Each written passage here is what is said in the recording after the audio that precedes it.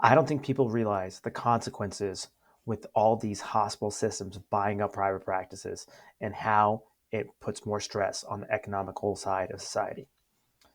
Hi, everyone. Dr. Nikhil Verma here with another edition of Things I Didn't Learn in Med School. Today, I want to talk about exactly that.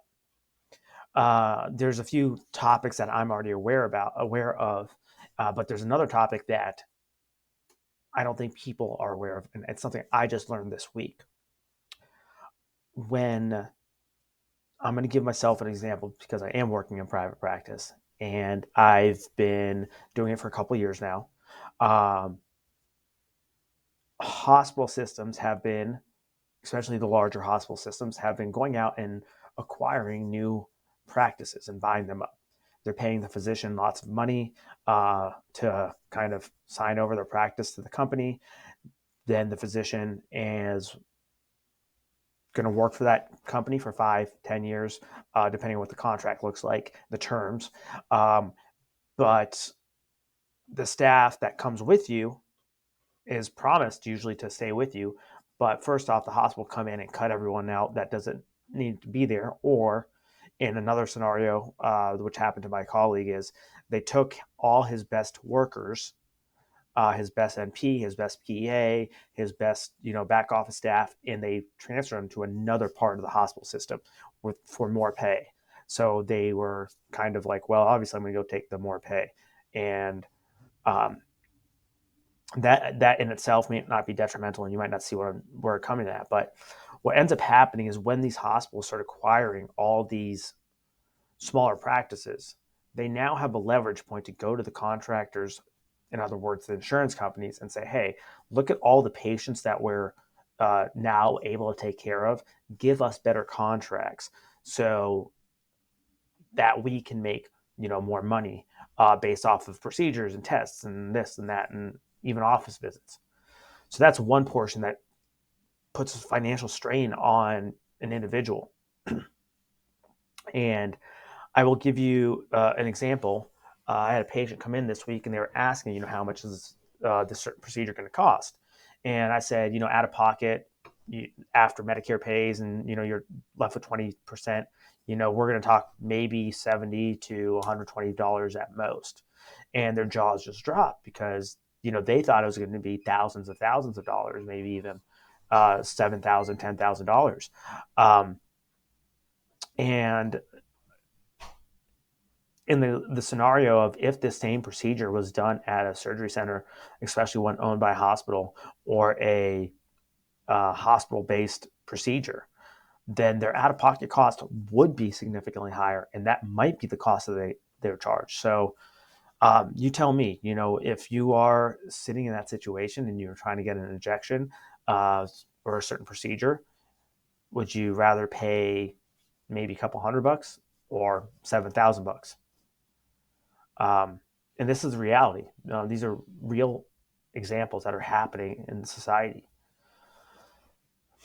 Um, but the thing that I learned more heavily that really made me question some things today is that um, apparently once these hospitals buy up these practices, the billing changes. So it no longer is just a typical office visit, but we talked about the contracts being renegotiated at a higher price and higher premium, but also they're actually allowed to charge it as a hospital visit, which also increases the charges and increases the prices. There's a good op-ed in the Wall Street Journal about this. I've talked to a couple of my colleagues who have also said this.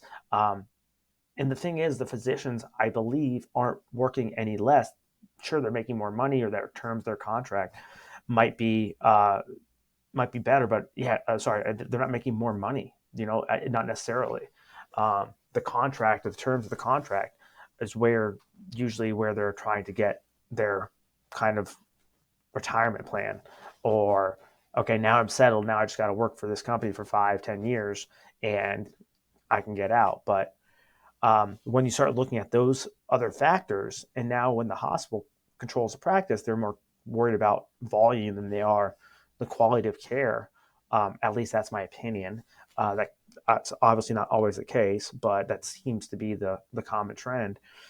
So the quality of care might actually decrease. And I talked about the Shirky principle last week about how the institution that is hired or paid to solve a problem actually is incentivized to keep the problem active, versus what we should actually be doing in helping people and making sure they're not getting sick. And if they do get sick, we're able to treat them and get them better and make sure that they're not coming back into the hospital or back for, unnecessary office visits. um, yeah, so that's a major problem that we're increasing this financial strain on the patients. And there's another topic we're talking about, um, and I've actually talked about this in another video previously, but mainly that,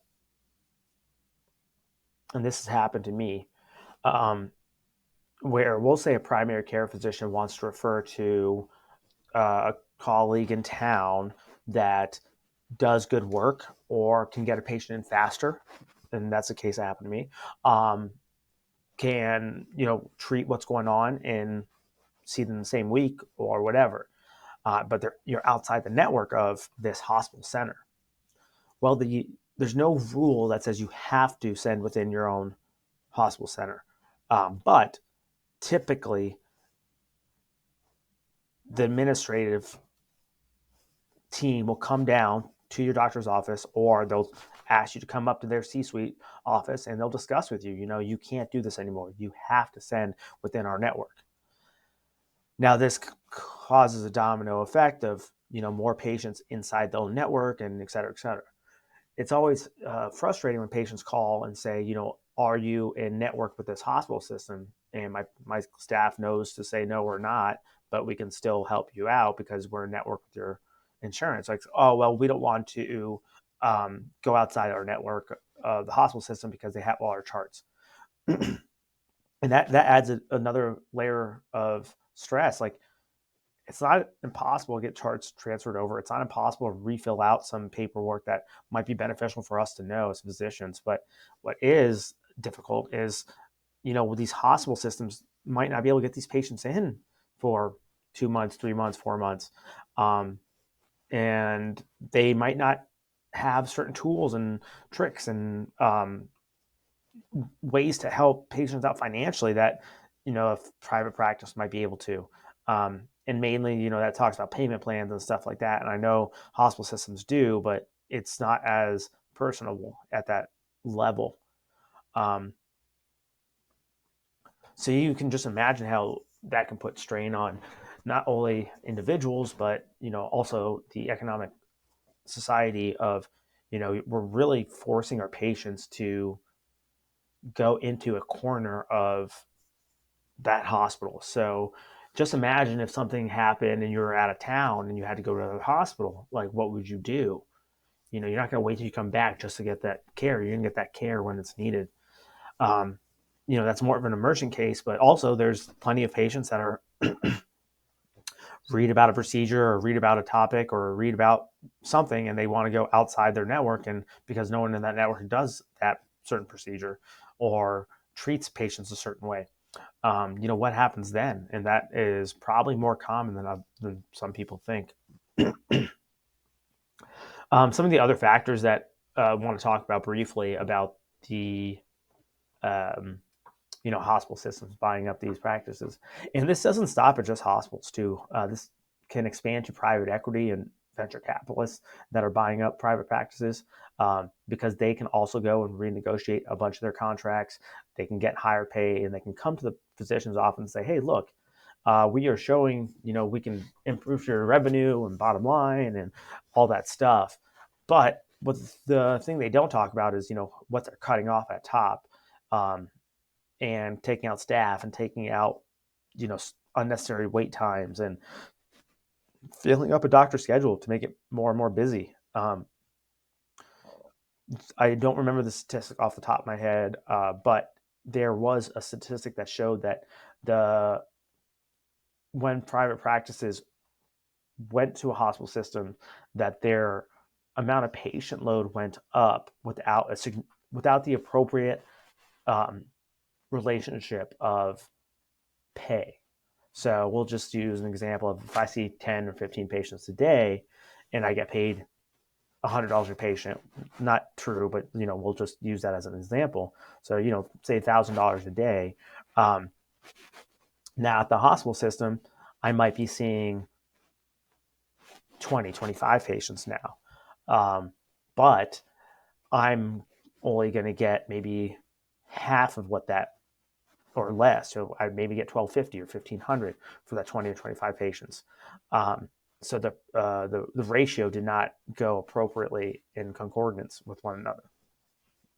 Um, and I do want to say I'm not sitting here and trying to sit on an ivory tower and berate people that chose this. I know a lot of times there's financial reasons people do this. There are families, there's houses, there's mortgages, there's loans, there's children involved. I'm really not trying to say like this is the wrong way. If that's the best choice you had to make for your family or for yourself, I mean, I don't think anyone's going to sit here and try to blame you for doing that. But I just want people to be aware of how this is detrimental to the American healthcare economy. When the number one reason why people are in debt is because of healthcare, it's just insane because these kind of things are happening right in front of our eyes, and we're just kind of letting it go, and no one's fighting back against and talking about it.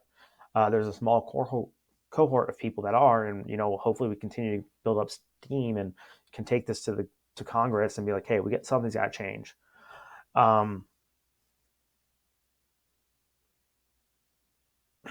And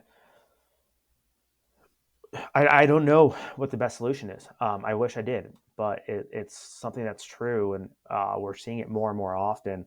And I wish that more people were aware of it. And it's just an explanation of why our prices keep going up and why we're not getting the care we need. We have patients that will literally forego procedures, dentist appointments, um, just basic physicals because office visits can be super expensive. They can cost, $50, $100. Blood work can cost a lot of money. Just these basic X-rays can cost money for some people, and a lot of people, especially those in poverty or those in less socioeconomic areas, that can be a big burden. And we have the free clinics, we have other things, but it's just not enough. It's not enough for these individuals, and it's not enough for society as a whole.